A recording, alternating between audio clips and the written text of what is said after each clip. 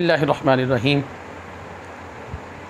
سامعین محترم، ایک اہم مسئلہ جو ہے وہ آپ کی گوش گزار کرنا ہے۔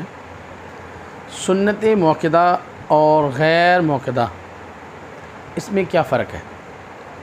یاد رکھیں کہ سنت موقدہ آپ نے پہلی جو رکعت ہے اس میں آپ نے ثنا پڑھنی ہے، اس کے بعد تعوذ، تسمیہ، سورہ فاتحہ 7 سورت ملائیں گے۔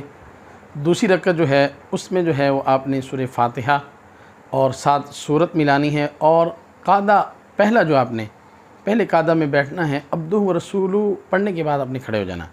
یہ سنت موقدہ ہے، جیسے کہ ظہر کی پہلی 4 سنتیں پڑھی جاتی ہیں۔ تو عبدہ و رسولہ کے بعد آپ نے کھڑے ہو جانا ہے، اور تیسری رکعت میں آپ نے سورہ فاتحہ 7 سورت ملانی ہے، اور چوتھی رکعت میں سورہ فاتحہ 7 سورت ملانی ہے۔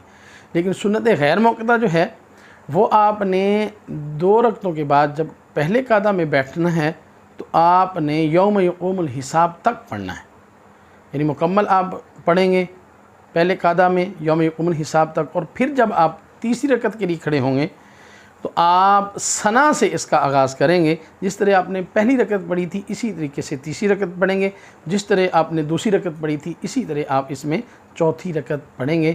تو یہ فرق ہے سنت موقدہ اور غیر موقدہ میں۔ اللہ تبارک تعالی ہمیں شرعی مسائل کو سمجھنے اور اس پہ عمل کرنے کی توفیق عطا فرمائے۔